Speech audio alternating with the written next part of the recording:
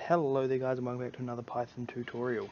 So in this Python tutorial we're going to be going over a Raspberry Pi, which is this device here, as most of you might have seen but in prior encounters with Python systems.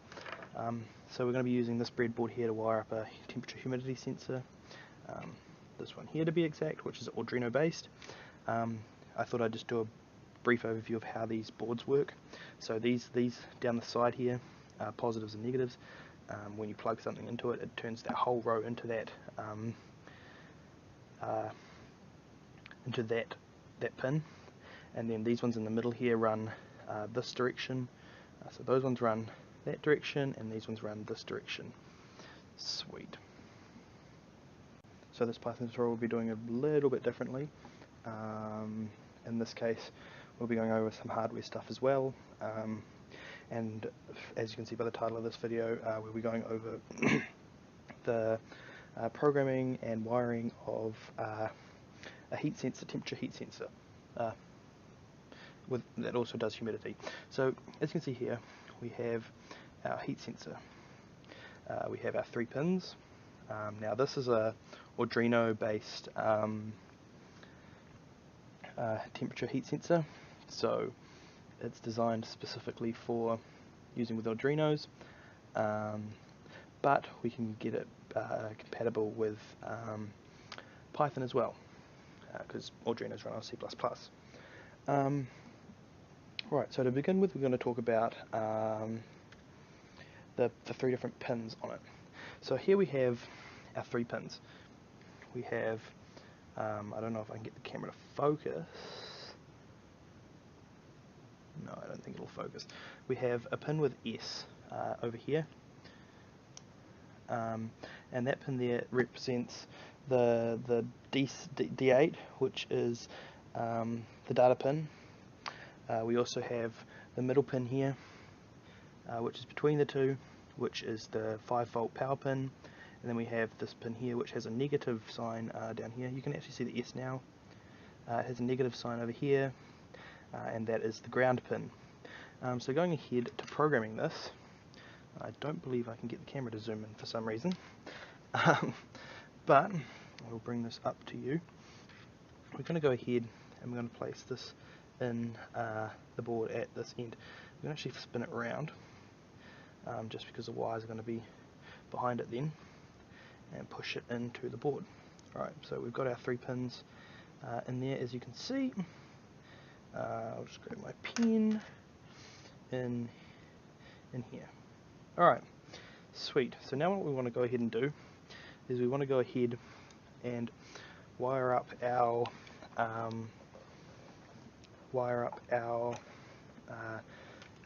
5-volt.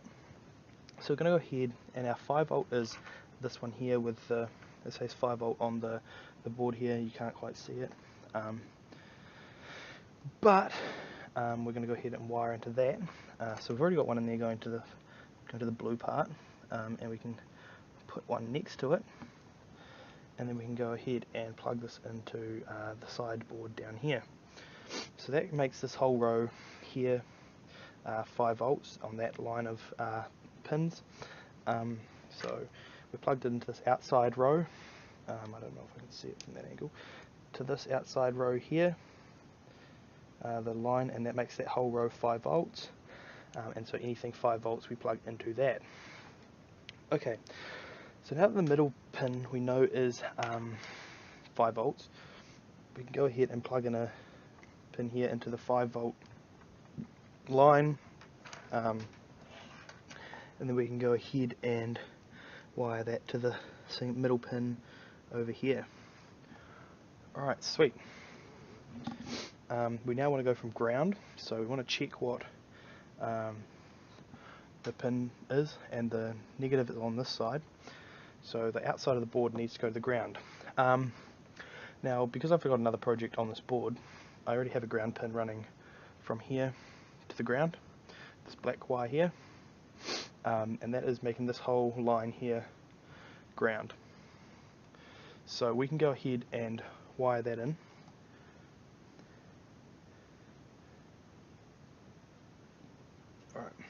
and wire that into the ground. See? And that is done. Now, the next thing we need to do is we need to wire it into a GPIO port. So if we go ahead and look at the front again, we have the S over here, which is this pin on the edge here. We need to wire that so that it can give data to our board. Alright, so what we want to do now is we want to wire this up to the data pin. So what we want to go ahead and do is we want to turn this around and see that the S is indeed on this side, over here. And so we want to wire into that, into the GPIO pin over here somewhere, number 23. So what we want to go ahead and do is we want to go ahead and plug in our port in here,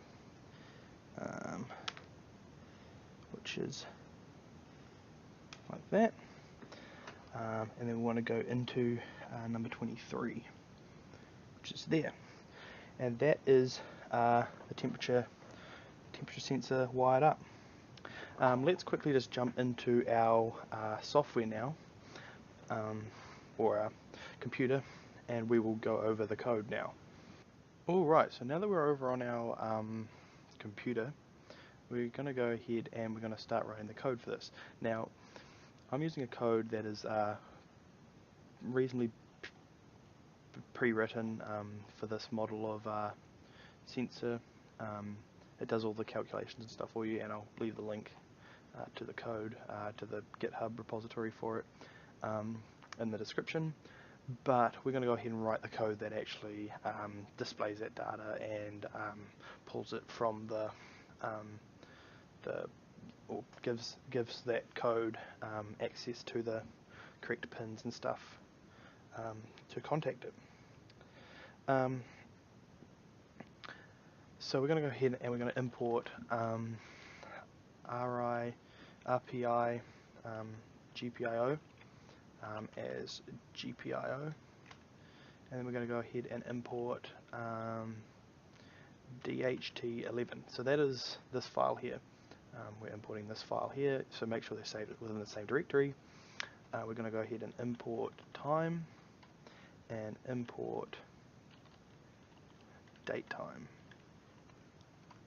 We're going to then initialize our GPIO dot set warnings to false, and this will stop it throwing errors when reading. And GPIO dot set mode to GPIO BCM. I'm going to go ahead and instance it equals DHT11 dot DHT11, and we're going to give it out the pin number. Pin equals 23, because that's the GPIO pin we plugged it into on the red horseshoe shaped board. Now we're going to go ahead and write our main loop. So we're going to go while true. So this is just going to infinitely read the temperature when it can. Result equals instance dot read.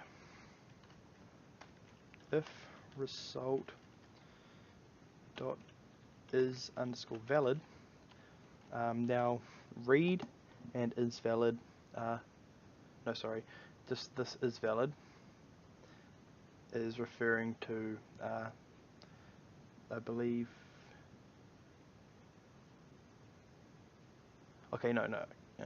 Yeah. So instance is the DHT11. And so when it reads instance, it stores that in result and then uses the DHT11 class to check is valid. Oh, not what I wanted to do. Sorry. And then within this if statement, we didn't put closing brackets. We want to go ahead and we're going to go print last valid input string, because we can't add integer to the end of this, and it's considered integer. Date time dot now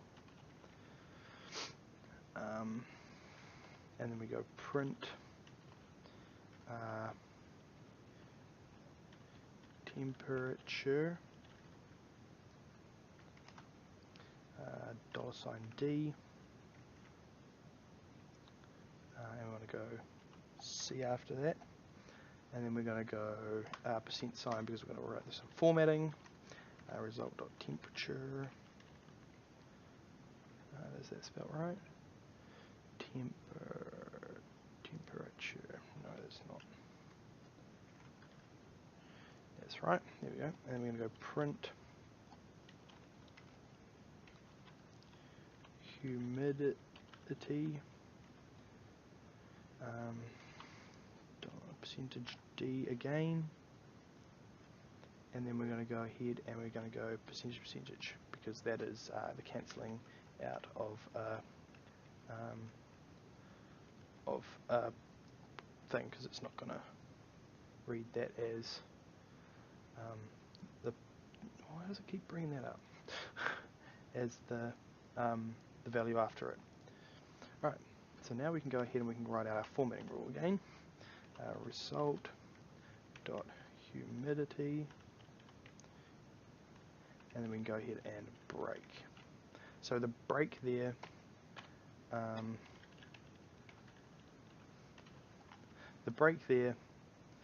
just stops the code from running the while loop again once it prints out a valid result. You can obviously remove this if you want it to print infinitely, but this will just print out one result then stop the program. And if it can't find a valid response, it'll wait a second before trying again. So let's go ahead and run this and see what we get.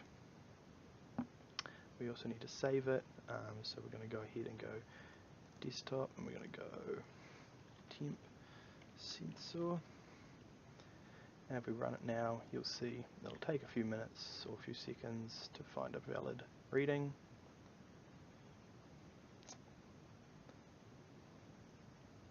Or longer. Oh, actually no, it might be one of the ones where we need to run it twice to get it to save properly. Oh, no, I know what I've done wrong. I didn't save it as a PY file. Save as .py. There we go. Now we can run it. That's my bad. Ooh, what happened there? Name false. Oh, sorry. Python doesn't like lowercase f's.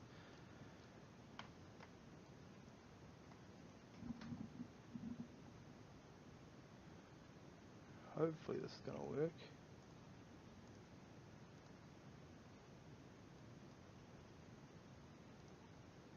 Just quickly close this down.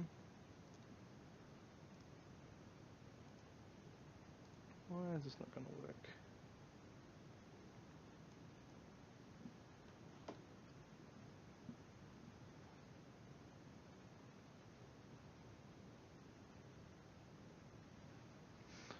Alright, I'll be right back. Okay, so that is completely and utterly my mistake. I didn't fully plug the board in, and so now I can go ahead and run this and it'll work.